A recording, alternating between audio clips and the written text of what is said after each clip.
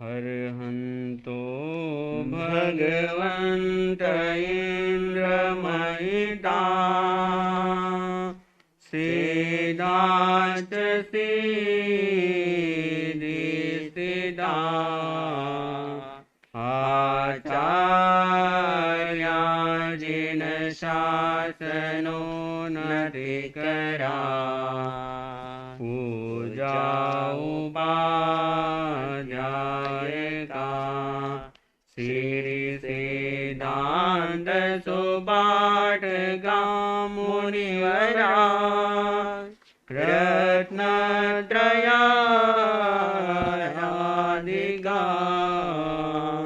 पञ्चैते परमेष्ठिनं प्रतिदिनं कुर्वन्तु नो मङ्गलम् पञ्चैते परमेष्ठिनं प्रतिदिनं कुर्वन्तु नो मङ्गलम्। शासनपति श्री भगवान महावीर स्वामी जी के पावन चरण कमलों में हृदय के अनंत अनंत आस्थाओं के साथ वंदन और नमन। परम पूज्य आचार्य भगवान के पावन चरण कमलों में हृदय के अनंत अनंत आस्थाओं के साथ वंदन और नमन। समन संघीय प्रमुख मंत्री पूज्य उदय श्री श्री सुनिमा साहब एवं मधुर गायक युवा मनीषी श्री शुभम मुनिमा साहब के चरण कमलों में हृदय के अनंत अनंत आस्थाओं के साथ वंदन और नमन। मोक्षाभिलाषी धर्म प्रेमी भाइयों और बहनों, सौभाग्यशाली है आप सभी की निरंतर परमात्मा प्रभु महावीर की अंतिम वाणी, अंतिम देशना, जो अंतिम निशानी हमारे पास में है। ऐसे उत्तराधायन सूत्र का निरंतर 21 दिवसीय अनुष्ठान गतिमान है और परमात्मा प्रभु महावीर की वाणी सभी जीवों के कल्याण के लिए, सभी जीवन के मंगल के लिए, सभी भवी जीवों को उतारने के लिए होती है। ताइसी वाणी का हम लोग निरंतर श्रवण कर रहे हैं। कल तक आपने 21 अध्ययन तक श्रवण किया था। आज का अध्ययन है 32वां। 32वें अध्ययन का नाम है प्रमाद स्थान। एक होता है आलस और एक होता है प्रमाद। आलस शरीर से संबंधित है और जो प्रमाद है वो मन से संबंधित है। आलस हम शरीर से करते हैं, किंतु जो प्रमाद होता है वो मन से होता है। और जीवन में हम जो भी कोई कार्य करते हैं वह मन से ही सर्वप्रथम, कोई भी कार्य जब करते हैं हमारे मन में ही विचार उठते हैं और उसके बाद मन के द्वारा ही हम लोग वचन, वचन के बाद काया। तो ऐसे ये परमात्मा प्रभु महावीर ने प्रमाद स्थान बताया है कि प्रमाद जीवन में हम जो भी पाप कार्य करते हैं, चाहे अच्छे कार्य करते हैं या चाहे पाप कार्य करते हैं, जो भी कार्य करते हैं वो मन के द्वारा होते हैं। जब हमारा मन गलत रास्ते पे चलता है, गलत चीज़ों में लग जाता है, कषायों में लग जाता है, विकथाओं में लग जाता है, तब हमारा क्या है, वह प्रमाद में चला जाता है मन। और जब हमारा मन धर्म में लगता है तब हमारे भीतर करुणा आती है, तब हमारे भीतर मैत्री आती है, तब हमारे भीतर किसी का भला करने का विचार हमारे मन में आता है। तो ये जो प्रमाद का निरूपण परमात्मा प्रभु महावीर ने किया है, परमात्मा कहते हैं कि प्रमाद दो तरह का होता है। एक होता है द्रव्य प्रमाद और एक होता है भाव प्रमाद। जिस द्रव्य को सेवन करने से या खान पान से चेतना को नियंत्रित रखने वाली विवेक शक्ति कुंठित एवं मूर्छित हो जाए, उस वस्तु को द्रव्य प्रमाद कहते हैं। जैसे मदिरा आदि नशीले वस्तुओं का सेवन करना द्रव्य प्रमाद है। किसी द्रव्य का हमने सेवन किया और उसके बाद जो हमारे भीतर मूर्छा आती है उसको द्रव्य प्रमाद कहते हैं।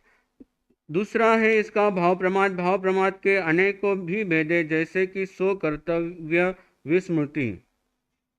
हमको क्या करना है क्या नहीं करना है उसकी जो विस्मृति हो जाती है, उसको हम भूल जाते हैं। अपने कर्तव्य के प्रति उपेक्षा भाव।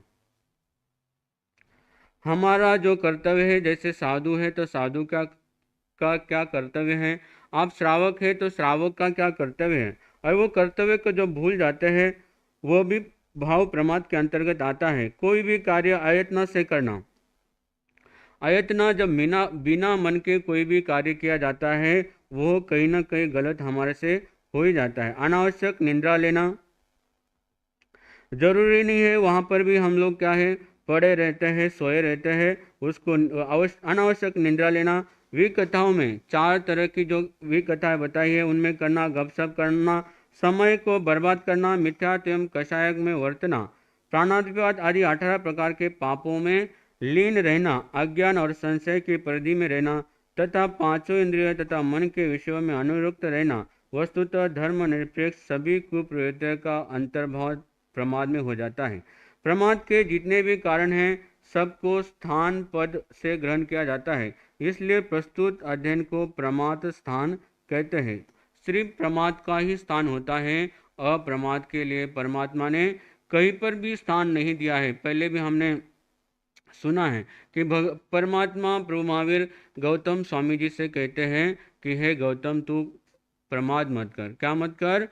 प्रमाद मत कर। जैसे ही हम प्रमाद में गए तो समझ लेना हम अपनों अपनी अंतरात्मा से क्या हो जाते हैं, हम अपनी अंतरात्मा से च्युत होते हैं और प्रमाद में गए कि पाप वहाँ पर शुरू हो जाता है। तो इस अध्ययन में प्रमाद से निकलने के उपाय भी प्रस्तुत किए गए हैं। अनादिकाल से प्रमाद ने आत्मा को अधिग्रहण किया हुआ है, इसी कारण आत्मा के लिए प्रमाद का त्याग करना अशक्य तो नहीं, दुष्शक्य अवश्य हो रहा है। अभ्यास से सभी दुष्शक्य कार्य भी सुशक्य हो सकते हैं। करत करत अभ्यास की जड़मति हो तो सुजान। अगर हम अपने पूर्ण प्रयास करेंगे तो संसार में कोई भी ऐसा कार्य नहीं है जिसको हम कर नहीं सकते हैं। तो दुखों का मूल है विषयों की सतत आकांक्षा करना। विषय सेवन काल में सुखद लगते हैं किंतु उनका परिणाम दुखद ही होता है। राग देश ये दो आकांक्षा के मूल है और साथ ही संसार भ्रमण के हेतु है। इनसे निवृत्त होने के लिए सबसे पहला साधन जितेंद्रियता है। जितेंद्रिय बनने के लिए आहार विवेक अनिवार्य है। अगर आपको 5 इंद्रियों के विषयों को जीतना है तो सबसे पहले परमात्मा ने कहा है कि आप अपने रसनेन्द्रिय को वश में कीजिए। जब किसी का उपवास होता है, बेला होता है, तो वो क्या हो जाता है, एकदम से उसकी सारी इंद्रियां क्या होना शुरू हो जाती है, शिथिल होना शुरू करती है। तो हम लोग अपने खाने पीने का अगर भर भर के खाएंगे, ठूस ठूस के खाएंगे, तो कहीं ना कहीं आपकी जो इंद्रिया है वो क्या है, आपको गलत रास्ते पर लेकर के जाती है। तो उसको आहार का विवेक रखना बहुत जरूरी होता है, क्योंकि तीली रोग हटाने का प्रयास करने पर जिगर बढ़ जाता है। कोई बीमारी बताई गई है कि तिल्ली नाम की कोई बीमारी है जिसके कारण से जिगर बढ़ जाता है, और जिगर को घटाने का प्रयास करने पर तिल्ली बढ़ जाती है।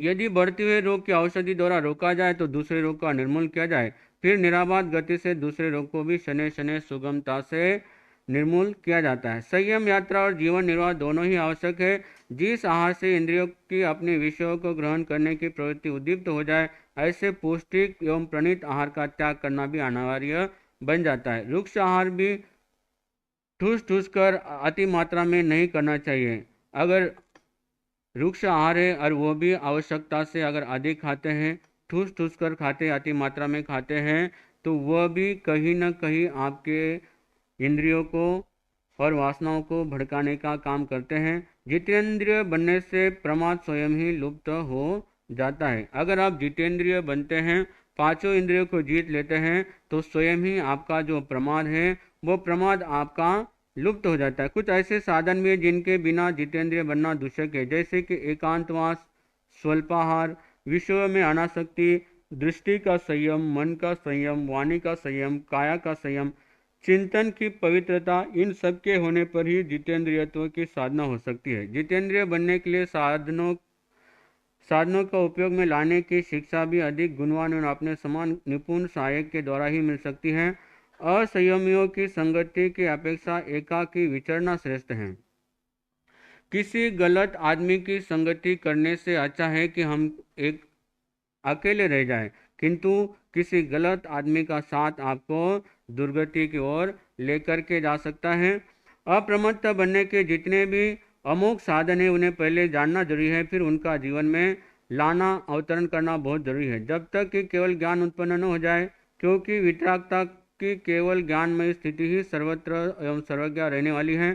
संपूर्ण ज्ञान का प्रकाश, अज्ञान और मोह का नाश, राग और देश का क्षय, इन सबसे आत्मा एकांतिक एवं अनाबाद सुख रूप मोक्ष को प्राप्त करता है। कोई भी इंद्रिय विषय अपने आप में न अच्छा है न बुरा है। हम देखते हैं कि हमारा मन ही अगर अच्छे कार्य में लगा है तो वही हमारा मन के द्वारा ही हम मोक्ष को भी मन के द्वारा ही पा सकते हैं, और दुर्गति में भी मन ही हमको लेकर के जाता है। जैसे प्रसन्न चंद्र राजर्षि की कथा हम सभी ने सुनी है कि कैसे प्रसन्न चंद्र राजर्षि का मन पहले युद्ध में लग जाता है तो वो दुर्गति का कारण बन जाता है, और जैसे ही प्रसन्न चंद्र राजर्षि का मन उस युद्ध से हट जाता है और जब उनको ध्यान आता है कि मैं तो कहाँ दीक्षा ग्रहण की हुई है, कहाँ मैंने संयम ग्रहण किया है, तो वैसे ही यह मन ना शुभ है ना ही अशुभ है। ये ऐसे ही है जैसे किसी के हाथ में तलवार है। किसी के हाथ में तलवार है तो उस तलवार से वो दूसरों को हानि भी कर सकता है, और वही तलवार है जिससे हम अपनी खुद की रक्षा भी कर सकते हैं। तो ये मन हमारा दुश्मन नहीं है, किंतु हमने अपने मन को शुभ में लगा रखा है या अशुभ में लगा रखा है, इसको हमको देखना है। ना यह मन इष्ट है ना अनिष्ट बनना मनुष्य की मोहजन्य प्रवृत्ति पर निर्भर करता है। एक ही वस्तु किसी के लिए इष्ट शुभ है, जबकि दूसरे के लिए वही वस्तु अनिष्ट होती है।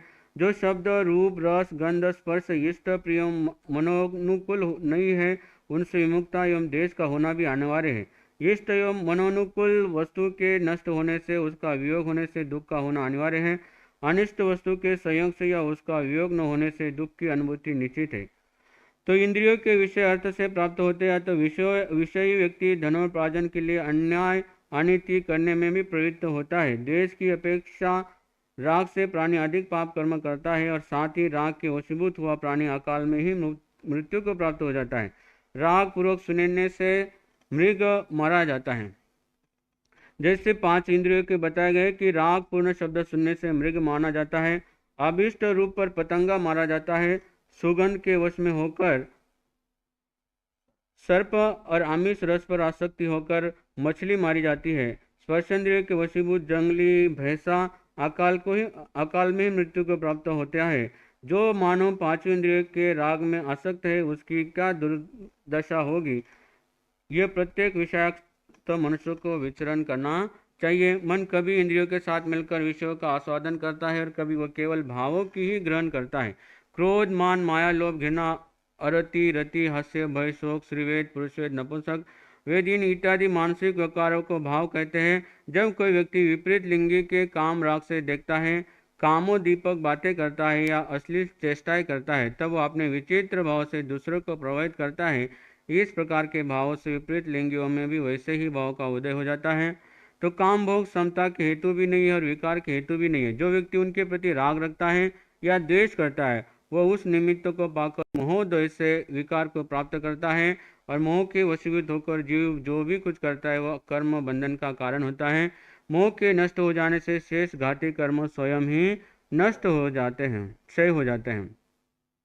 आध्यात्मिक उन्नति यदि किसी ने भी की है तो वह अप्रमत्ता का अवलंब लेकर ही की है।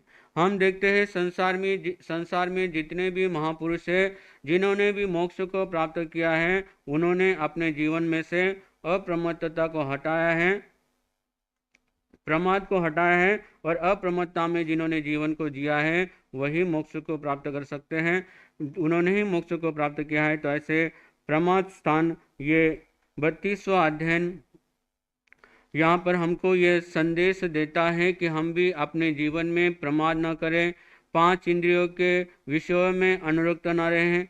कषायों में जब हमारा मन लग जाता है, जब हम अपनी मन की आकांक्षाएं बढ़ती रहती है, तभी हम प्रमाद में चले जाते हैं, और ये प्रमाद कर्म बंधन का कारण है, ये प्रमाद दुर्गतियों का कारण है। तो ऐसे प्रमाद से दूर रहकर हम अपने जीवन को सब सुखी बना सकते हैं।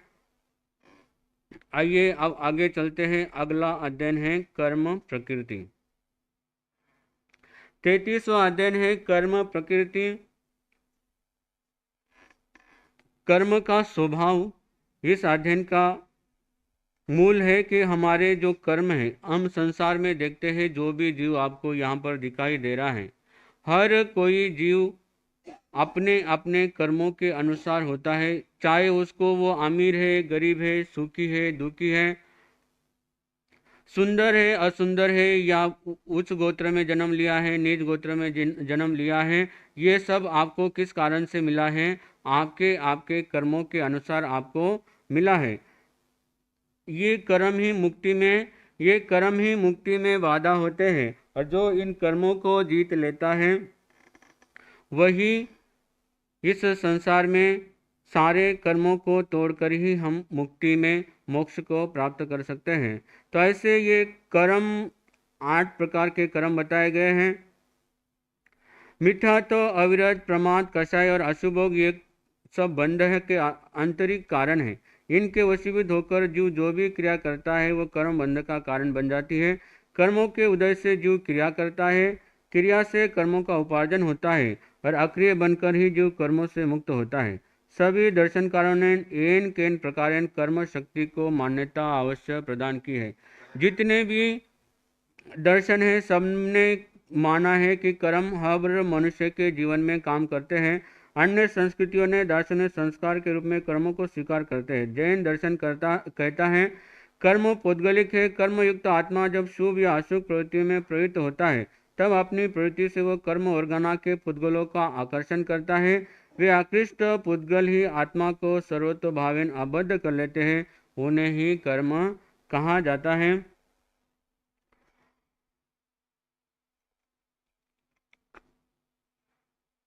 कर्म और आत्मा प्रदेश दोनों इस प्रकार का मिलन हो जाता है जैसे दूध और पानी, आग और लोहे का पिंड परस्पर होकर मिल जाते हैं। आत्मा के साथ कर्मों का संयुक्त होना ही बंध है। जैसे हम देखते हैं कि दूध और पानी जैसे मिक्स होता है, वैसे ही कर्म और आत्मा के साथ चिपके हुए।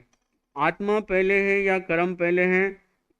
जैन दर्शन ये मानता है कि जब से जीव है तब से ही कर्म भी कब से है? जब से जीव है तब से ही कर्म है, और जब से कर्म है तब से ही जीव है। जीव और कर्म का संबंध प्रवाह से अनादि है और स्थिति की अपेक्षा सादी शांत है। तो ये आत्मा के साथ कर्म जब से जीव है तब से ही कर्म भी लगे हुए, और ये बंध 4 प्रकार का है। प्रकृति बंध, स्थिति बंध, अनुभाग बंध और प्रदेश बंध। प्रकृति बंध जीव द्वारा ग्रहण किए हुए कर्म पुद्गलों में अलग अलग स्वभाव और शक्तियों का उत्पन्न होना प्रकृति बंध है।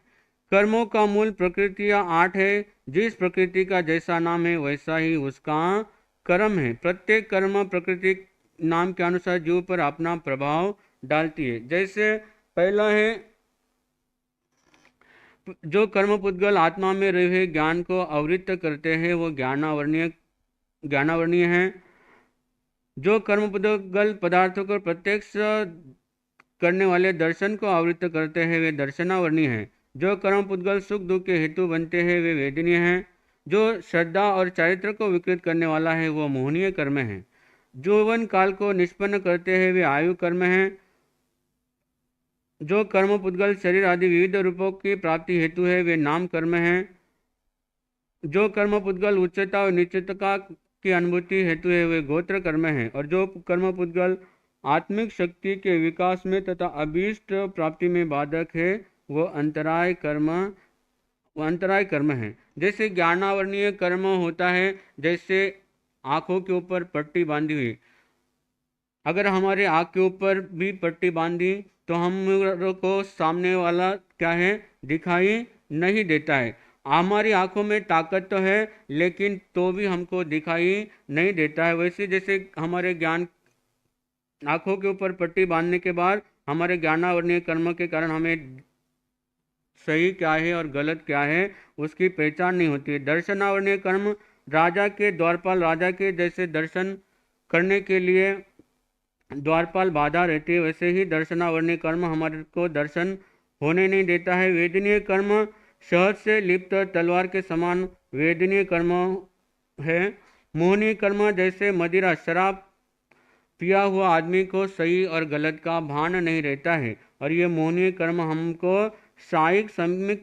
शायिक संकित होने नहीं देता है। आयु कर्म जैसे कैदी कारावास में पड़ा रहता है और जितनी उसको सजा मिली है उतने टाइम तक वो कैद में रहता है, वैसे ही जीव को कौन सी गति में कितने टाइम तक रहना है वो आयु कर्म डिसाइड करता है। नाम कर्म जैसे चित्रकार चित्र बनाता है, रंग बिरंगी चित्र बनाता है अलग अलग कलर के, वैसे ही हमको जो संसार में अलग अलग तरह के आदमी हमको दिखाई देते हैं, अलग अलग चेहरा हमको दिखाई देते हैं, ये सब नाम कर्म के कारण है। गोत्र कर्म के कारण जैसे कुमार छोटे बड़े सभी तरह के घड़े बनाता है, वैसे ही हमको संसार में उच्च गोत्र नीच गोत्र ये गोत्र कर्म के कारण मिलते हैं। अंतराय कर्म जैसे राजा का कोषाध्यक्ष भंडारी,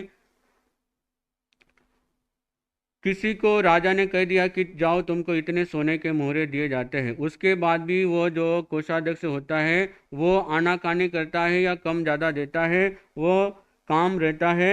अंतराय कर्म हमको जो अंतराय कर्म मिलती है वह ज्ञानांतराय, जो दानांतराय, लाभांतराय, भोगांतराय, वो भोगांतराय और वीर्यांतराय, ये जो 5 प्रकार की अंतराय परमात्मा ने बताई है, वो जो अंतराय है वो अंतराय कर्म के कारण मिलती है। आगे है दूसरा है स्थितिबंध। जीव द्वारा ग्रहण किए हुए कर्म पुद्गलों में अमुक काल तक अपने अपने स्वभाव का त्याग न करते हुए जीव के साथ रहने की काल मर्यादा को स्थितिबंध कहते हैं, कि जो कर्म हमने बांधा है वो कितने समय तक हमारे साथ में रहेगा, उसको स्थितिबंध कहते हैं। स्थिति काल पूर्ण होने पर वो कर्म स्वयं ही नष्ट हो जाता है। कुछ एक निमित्तों से कर्म स्थिति न्यून या अधिक भी हो सकती है। ज्ञानावरणीय, दर्शनावरणीय, वेदनीय और अंतराय, इन 4 कर्मों की जगन्य अर्थात कम से कम स्थिति अंतर मुहूर्त की है और उत्कृष्ट स्थिति 30 कोटि सागर की है। मोहनीय कर्म की जगन्य स्थिति जगन्य स्थिति अंतर मुहूर्त की और उत्कृष्ट स्थिति 70 कोटि सागर की है। आयु कर्म की जगन्य स्थिति अंतर मुहूर्त की और उत्कृष्ट स्थिति 33 सागरोपम की कही गई है। नाम गोत्र इन 2 कर्मों की जगन्य स्थिति 8 मुहूर्त की और उत्कृष्ट स्थिति 20 कोटि सागरोपम की है। स्थिति बंध हो गया। उसके बाद आता है अनुभाग बंध। अनुभाग बंध विपाक, फल, रस और अनुभाग ये सब एकार्थक शब्द है। जीव के द्वारा ग्रहण किए हुए कर्म पुद्गलों में फल देने की न्यूनाधिक शक्ति का होना अनुभाग बंध है। तीव्र परिणामों से बंधे हुए कर्मों का विपाक तीव्र होता है और मंद परिमाणों से बंधे हुए कर्मों का रस मंद होता है। विशेष प्रयत्न से कभी कभी तीव्र रस को मंद किया जा सकता है, जैसे हम त्याग करते हैं, तपस्या करते हैं, संयम की आराधना करते हैं या 9 प्रकार के पुण्य करते हैं। उन पुण्य के द्वारा हमारे जो कर्म का जो अनुभाग बंधे उसको हम मंद कर सकते हैं। सब कर्म स्कंदों के अनुभाग रस देने की शक्ति का प्रमाण सिद्ध गति प्राप्त अनंत जीवों की संख्या का अनंतवा भाग है। यदि सभी कर्मों का अनुभाग की अपेक्षा से कहे तो उसका प्रमाण द्रव्य और अभव्य की संख्या से भी अधिक है। चौथा है प्रदेश बंध। अष्टविध कर्मों में सब मिलाकर अनंत प्रदेश है और उनकी संख्या ही प्रमाण संसार के अभव्य जीवों की संख्या से अनंत गुना है। सिद्धों की संख्या का अनंत भाग है। कर्म दलों में परमाणुओं की संख्या या का न्यून या अधिक होना प्रदेश बंध है। जीव संख्यात, असंख्यात एवं परितानंत परमाणुओं से बने हुए कर्म ऑर्गना के स्कंदों को ग्रहण नहीं करता, किंतु अनंत परमाणुओं से बने हुए कर्म ऑर्गनाओं के स्कंदों को ग्रहण करता है, जो कि अभव्यों से अनंत गुण और सिद्धों के अनंतवे भाग है। जो अनंत है उन कर्म ऑर्गनाओं को जीव मन, वचन और काय की प्रवृत्ति से खींचता है, यही प्रदेश बंध कहलाता है। कर्म सिद्धांत को समझने के लिए 6 कर्म ग्रंथ, पंच संग्रह, कम्म पैड़ी, कोमरसार या कर्मसांग, प्रज्ञावना सूत्र का 23वां, 24वां, 25वां और 26वां पद विशेष मान्य है। तो इस तरह हम इस अध्ययन में कुल 25 गाथा है और ये जो कर्म प्रकृति की कर्मों की क्या प्रकृति है, वो कैसे फल देते हैं, उसके बारे में यहाँ पर बताया गया है कि मुक्ति में बाधा है, कर्मों का क्या स्वभाव है और हम कैसे इन कर्मों से बचकर हमारे कर्मों की निर्जरा करके हम भी एक दिन सिद्ध, बुद्ध और मुक्त कैसे हो सकते हैं? ऐसे इन 8 कर्मों का क्षय करने का प्रयास और पुरुषार्थ निरंतर करते रहेंगे तो निश्चित हम भी इन कर्मों से मुक्त होकर एक दिन मोक्ष को प्राप्त करेंगे। अब आगे है 34वां अध्ययन है लेशा। लेशा को हमने भी बहुत बार पढ़ा है और आपने भी लेशाओं को बहुत बार क्या है पढ़ा है, किंतु ये लेशा क्या है और ये लेशा क्या काम करती है उसके बारे में यहाँ पर विस्तार से बताया गया है कि आत्मा के परिणाम विशेष को लेशा कहते हैं। हमारे भाव कैसे हैं, हमारे भावों के ऊपर डिपेंड करता है कि हर मनुष्य के भाव निरंतर बदलते रहते हैं। यहाँ पर आप बैठे हैं तो ज़रूरी नहीं है कि आप भाव से यहाँ पर भी बैठे हैं, अभी आपके भाव, क्योंकि हर समय मनुष्य के भाव क्या होते रहते हैं, बदलते रहते हैं। द्रव्य क्षेत्र काल और के अनुसार हमारे भाव क्या होते रहते हैं, बदलते रहते हैं। तो ये जो लेशा है, ये लेशा जिसके द्वारा कर्म आत्मा के साथ चिपकते हैं उसको हम क्या कहते हैं, लेशा कहते हैं।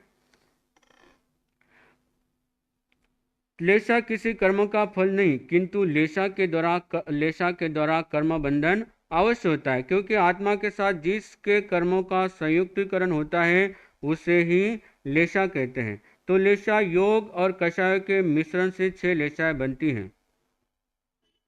मन, वचन, काया और क्रोध, मान, माया, लोभ, इन सब का जब सम्मिश्रण होता है तब क्या बनती है, तब हमारी लेशाएं बनती है। केवल योग के निमित्त से एक परम शुद्ध शुक्ल लेशा ही होती है। जब कषाय तीव्रतम, तीव्रतर और तीव्र स्तरों पर होते हैं तब लेशाओं के नाम भी क्रमशः कृष्ण लेशा, नील लेशा, कापोत लेशा होती है। किंतु जब कषाय का स्तर मंद, मंदतर और मंदतम होता है तब उनके नाम क्रमशः तेजोलेशा, पदम लेशा और शुक्ल लेशा होती है। इस प्रकार की लेशाएं सांप्रदायिक क्रिया में योग प्रवृत्ति सहित कषाय भाव में पाई जाती है। जहाँ तक येरियापति की क्रिया का संबंध है वहाँ तक केवल योग प्रवृत्ति होती है, कषाय नहीं। अतः येरियापति की क्रिया के अस्तित्व में एक शुक्ल लेशा ही होती है। शैलेशी अवस्था में पहुंचा हुआ जो अवश्य अलेशी होता है। सिद्ध भगवान भी अलेसी होते हैं और शेष सभी जीव लेशा युक्त ही होते हैं। ये लेशाएं हमारा कब तक पीछा नहीं छोड़ेगी, जब तक हम सिद्ध, बुद्ध और मुक्त नहीं होते हैं तब तक हर मनुष्य के अंतर्गत लेशाएं अवश्य होती है। और देवताओं में भी लेशाएं होती है। देवता और नारकी जीवों में जो द्रव्य लेशाएं अवस्थित होती है वे द्रव्य लेशाएं अपने स्वरूप को रखती हुई संबंध्यमान लेशा द्रव्य को छाया मात्र धारण करती है। जैसे कि वैडूर्य मणि में पीला धागा पिरोने पर वह मणि नील वर्ण को रखते हुए भी धागे की पीली छाया को धारण कर लेता है। देवों और नारकी के जीवों के द्रव्य लेशा जीवन भर एक ही रहती है, किंतु भाव लेशाएं बदलती रहती है। जैसे 7वें नरक के नारकी में द्रव्य लेशा कृष्ण लेशा ही हमेशा कृष्ण लेशा ही 7वें नरक में होती। चमरेंद्र और शकेंद्र ये दोनों तेजो लेशा वाले हैं। महाशिला कंटक और रथ मुसल संग्राम, इन दोनों ने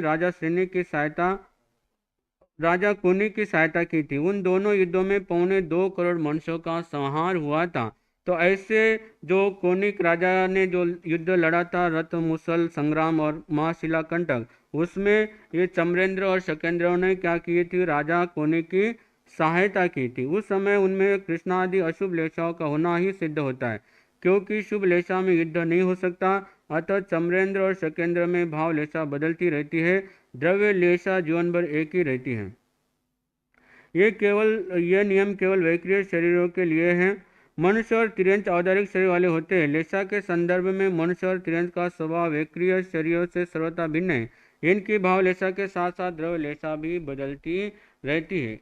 कृष्ण लेशादिक द्रव्य जब नील लेशादि के साथ मिलते हैं तो परमात्मा प्रभु महावीर से गौतम स्वामी जी ने पूछा, क्या भगवान कृष्ण लेशा के साथ नील लेशा भी होना भी संभव है? तो परमात्मा प्रभु महावीर कहते हैं कि जिसके भीतर कृष्ण लेशा है उसके भीतर नील लेशा होना भी संभव है।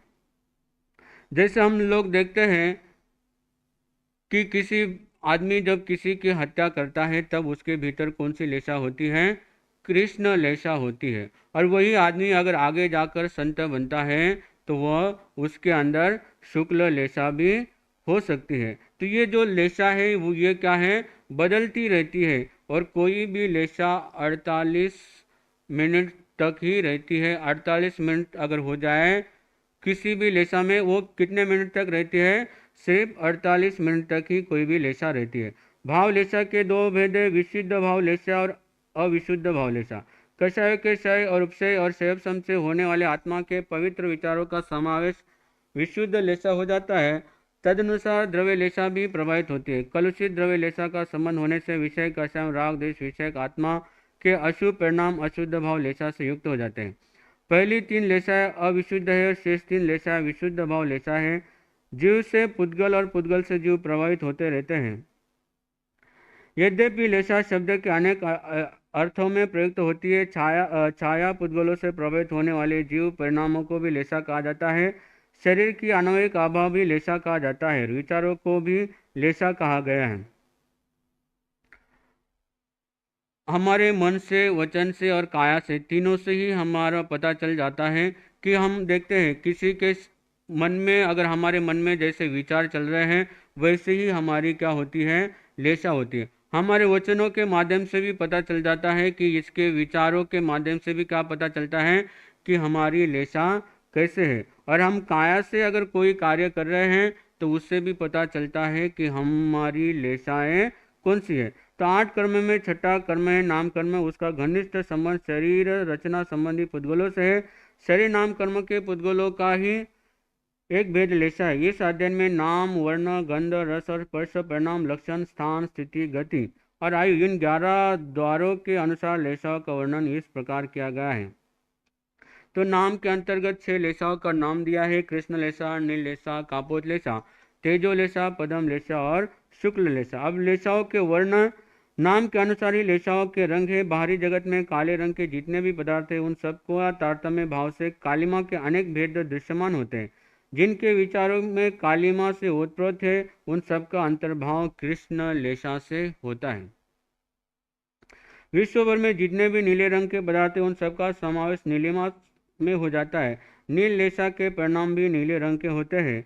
लाल काले रंग के मिश्रण से जो रंग बनता है वो तांबे रंग का होता है। तांबे के रंग वाले जितने भी पदार्थ हैं उन जैसे रंग जितने भी भाव में वर्त रहे वे सब कापोत लेशा में गर्भित है। संसार में जितने भी लाल रंग के पदार्थ हैं उन सब की लालिमा एक समान ही होती है। वैसे ही जिनके भाव लालिमा के लिए हुए हैं उन भावों को तेजोलेशा कहते हैं। संसार में पीले रंग के जितने भी पदार्थ हैं उन जैसे भाव जिनके वर्त रहे हैं उन सब का अंतर्भाव पद्म लेशा में हो जाता है।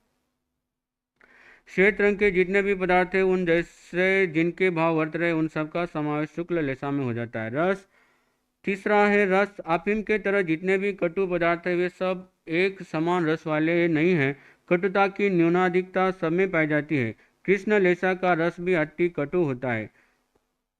मिर्च सोन की तरह तीखे पदार्थ भी विश्व में बहुत है। उन जैसा रंग रस जिस लेशा में है उसको नील लेशा कहते हैं। कच्चे आम्रफल का जो खट्टा वो कसेला रस होता है वैसा रस जिस लेशा का हो वो कापोत लेशा कहलाती है। पक्के आमरस का जो खट्टा मीठा रस होता है वैसे रस वाले जितने भी रस है वे तेजो लेशा में पाए जाते हैं।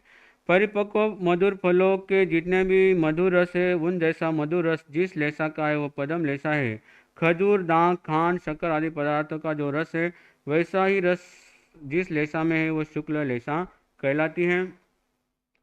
उसके बाद इन लेशाओं का गंध कैसा रहता है, जैसे गाय, कुत्ता, सर्प और मृत कलेवर में जैसी गंध होती है उससे भी अधिक दुर्गंध अप्रशस्त 3 लेशाओं में होता है। और सुगंधित फूलों का और पीसे जा रहे सुगंधित पदार्थों का जो सुगंध होती है उससे भी अधिक सुगंध प्रशस्त 3 लेशाओं में होता है। स्पर्श,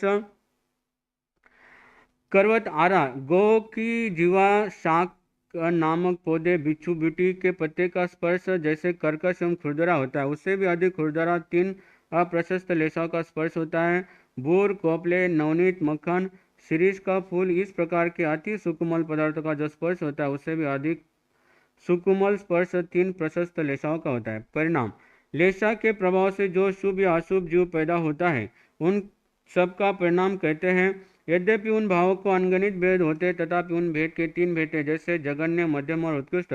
इस प्रकार 3 परिणाम हुए। तीनों के एक एक के जघन्य मध्यम और उत्कृष्ट करने से 9 हो जाते हैं। पुनः जघन्य मध्यम उत्कृष्ट करने से 27 बन जाते हैं। 27 को 3 से गुना करने पर 81 भेद हो जाता है। 81 को पुनः 3 से गुना करने पर 243 भेद हो जाते हैं। जघन्य के 81, मध्यम के 81 और उत्कृष्ट के 81 भेद होते हैं। इस प्रकार प्रत्येक लेशा के 243 भेद बनते हैं। कापोत लेशा अशुभ है, नील लेशा अशुभतर है और कृष्ण लेशा अशुभतम है। तेजो लेशा शुभ है, पदम लेशा शुभतर है और शुक्ल लेशा शुभतम है। अब बता है लक्षण बता है कि कैसे हमको पता चलेगा। परमात्मा प्रभु महावीर ने हमको ये आईना दिया है कि हमारे जैसे भाव रहेंगे वैसे ही हमारी क्या रहेगी, लेशा ही रहेगी।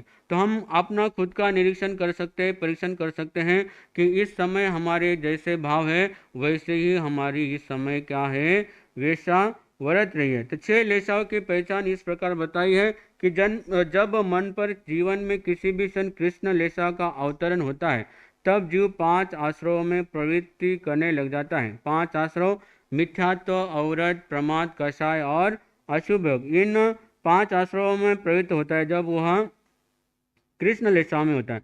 3 गुप्तियों से अगुप्त मन, वचन और काया, इन तीनों गुप्तियों में जब नहीं रहता है 6 कायों की विराधना करता है। 6 काय, पृथ्वी काय, अपकाय, त्योकाय, वावकाय और वनस्पति काय, इनका जब आरंभ करता है, सरंभ करता है, इनमें जब संलग्न हो जाता है, महाआरंभी महापरिग्रही जब बन जाता है, वो गुण दोष का विचार किए बिना ही कार्य करता है। यही कर पारलौकिक बुरे परिणामों से डरता नहीं, कठोर एवं क्रूर स्वभाव होता है, इंद्रियों और मन का दास बन जाता है।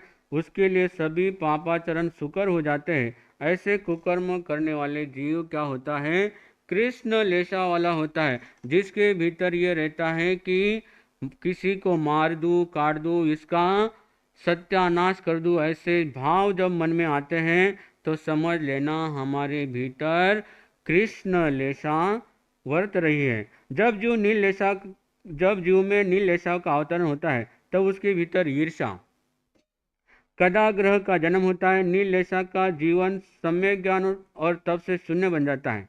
माया, उस जीव के भीतर क्या आती है, माया है। अंदर कुछ बाहर कुछ, छल करता है, कपट करता है, निर्लज्ज होता है। आसक्ति, 5 इंद्रियों में आसक्ति होती है। षटता मतलब दुष्टता करता है, दुष्टता की हद की दुष्टता तक पहुंच जाता है। रस लोलुप होता है, आदि अवगुणों का उसमें बोलबाला हो जाता है। वो अपने सुख साता या स्वार्थ की पूर्ति के लिए दूसरे का धन का अपहरण करता है और उसके दूसरे के धन अपहरण करने में हिचकचाता नहीं है। वह आरंभ से निवृत्त नहीं होता है, तुच्छ प्रकृति वाला एवं साहसिक होता है।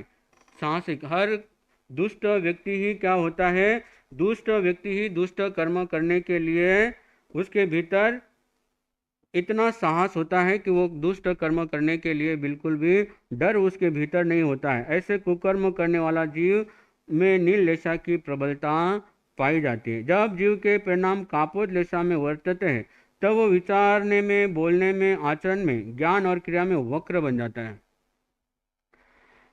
सुधर तो जाता है लेकिन फिर भी कहीं ना कहीं उसके आचरण में, बोलने में, वो बोलेगा कुछ, करेगा कुछ, कहेगा कुछ, करेगा कुछ, आचरण में, ज्ञान में और क्रिया में वक्र बन जाता है। वो कपट पूर्ण व्यवहार करता है, कपट, अंदर कुछ और बाहर कुछ। सरलता से अभी भी वो कोसों दूर है, अपने दोषों को छिपाने का प्रयास करता है, दूसरे के दोषों को ढूंढता है, प्रकट करता है। अपने उसके मस्तिष्क में नास्तिकता प्रविष्ट हो जाती है, वो अनार्य प्रवृत्तियों में लीन रहता है, कठोर भाषी होता है, चोरी करने लगता है, पर उन्नति को सहन नहीं करता है। इस प्रकार के परिणाम जिसके भीतर होते हैं वह कापोत लेशी होते हैं।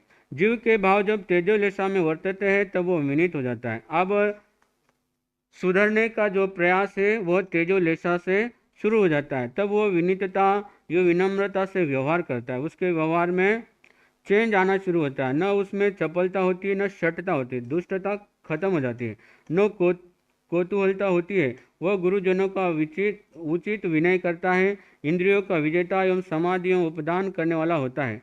धर्म कार्य में रुचि बढ़ती है, धर्म में दृढ़ता रखता है, पाप भीरु होता है, पाप करने से वह डरता है, गवेषक होता है, सभी प्रवृत्तियों से युक्त वो तेजो लेसा होता है। तो ऊपर की जितनी भी हमने प्रवृत्तियां अभी सुनी, उन प्रवृत्तियों में अगर है तो समझ लेना वह जीव तेजो लेसा में है। जीव में जब पदम लेसा का अवतरण होता है तब उसे काम, क्रोध, मोह, लोभ, अहंकार आदि प्रभावित नहीं करते हैं। उसका चित्त प्रशांत हो जाता है, वो सभी अशुभ प्रवृत्तियों से निवृत्त हो जाता है, उपदान तप में लीन रहता है, मीत भाषी होता है, सौम्य होता है, जितेंद्रिय बन जाता है। इस प्रकार के भाव पदम लेसा के होते हैं। जीव जीव जिस समय शुक्ल लेसा में व्रत रहा होता है तो वह आर्त ध्यान, रौद्र ध्यान, इन दो ध्यानों को छोड़कर धर्म ध्यान और शुक्ल ध्यान में ही रमता है।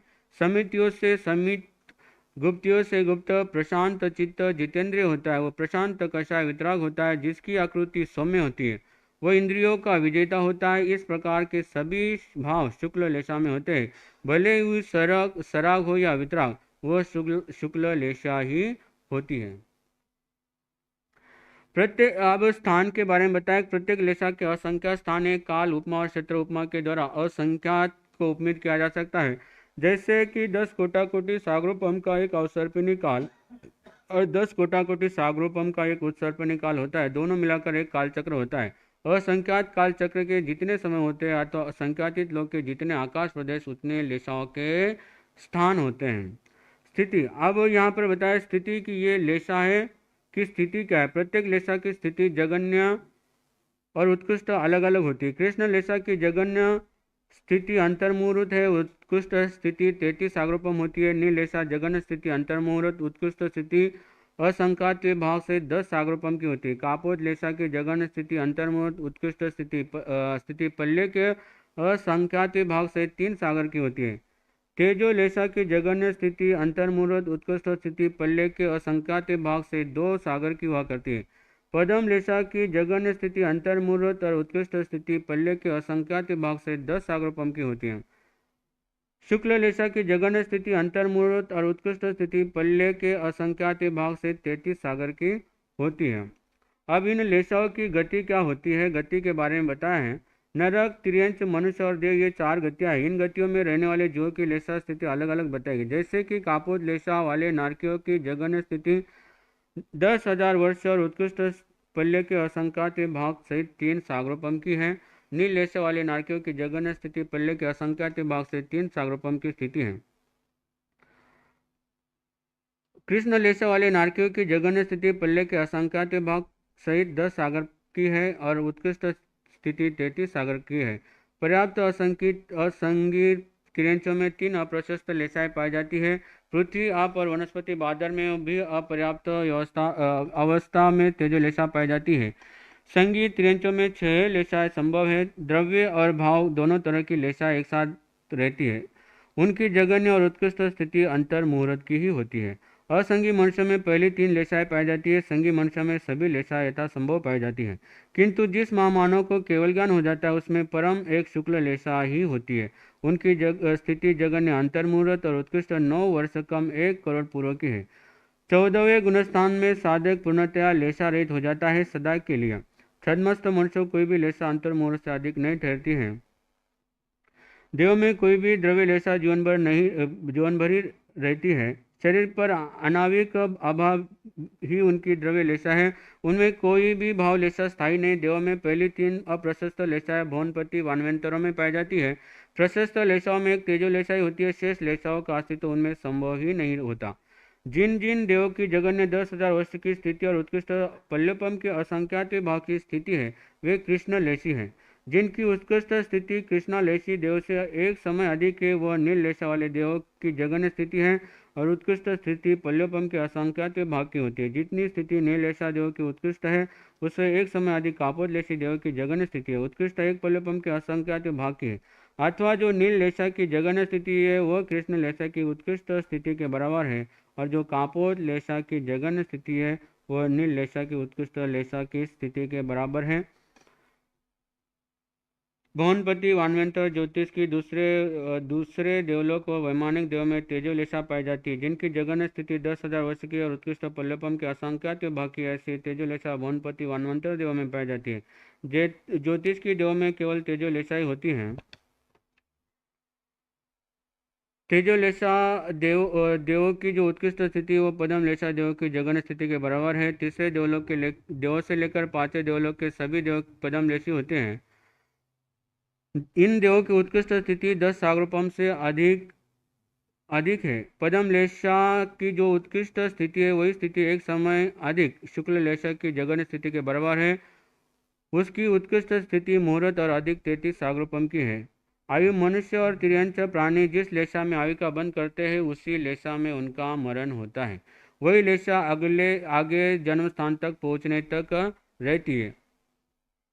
तो यहाँ हमको ये समझना है कि जैसे जिस लेशा में मनुष्य आयुष्य का बंध करता है, जिस जिस लेशा में मनुष्य आयुष्य का बंध करता है, अगला भोग जहाँ पर लेता है वहाँ पर उसको वही लेशा मिलती है।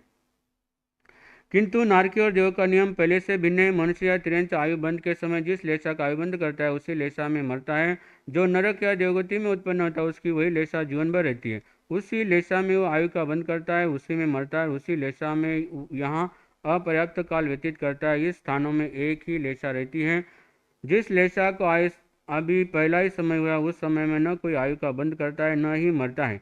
उसी तरह उस लेशा के चरम समय में मुक्त दोनों प्रक्रिया नहीं होती, क्योंकि अंतर्मुहूर्त आयु शेष रहने पर जीव जिस लेशा में मरता है अगले भोग में उसी लेशा में वो उत्पन्न होता है। अतः उस लेशा के अंतर्मुहूर्त के मध्य में मरण और उपवास दोनों ही करता है। तो पहली 3 लेशा है अधर्म लेशा है, शेष 3 लेशा है धर्म लेशा है। तो हम भी अपने जीवन में देखें कि हमारे मनों की दशा, हमारी भावनाओं की जो दशा रहती है वही हमारी लेशाएं भी रहती है। तो हम अपने मनों के भावों को हमेशा उच्च रखें। हम हमारे मन के भावों को हमेशा धर्म में रखेंगे तभी हमारी जो लेशा है प्रशस्त हो सकती है। और यही प्रशस्त लेशाएं हमको मोक्ष की तरफ लेकर के जाने वाली हैं। ऐसे इस 34वां अध्ययन लेशा का यहाँ पर वर्णन समाप्त होता है। आग में तिविहे पनत्ते तंजा सुतागम्य अथागम्य तद्वैगम्य एवं श्री शुद्ध ज्ञान के विषय में जय को अतिचार लगा हुए ते में आलम जम वायदम मच्चा मिलियम मिनकरम मचकरम पयाइनम विनयनम जोगिनम गोसिनम सुतुगिनम दुटो बड़िचियम अकाले को सजाओ काले न को सजाओ असजाइए सजाइए सजाइए न सजाइए भंता गुंता विचारता ज्ञान और ज्ञानंत की आसक्त न करियो जो मैं देव से यार को तस्मिच्छामि दुक्कडम तस्मिच्छामि दुक्कडम तस्मिच्छामि दुक्कडम। आप सभी ने श्री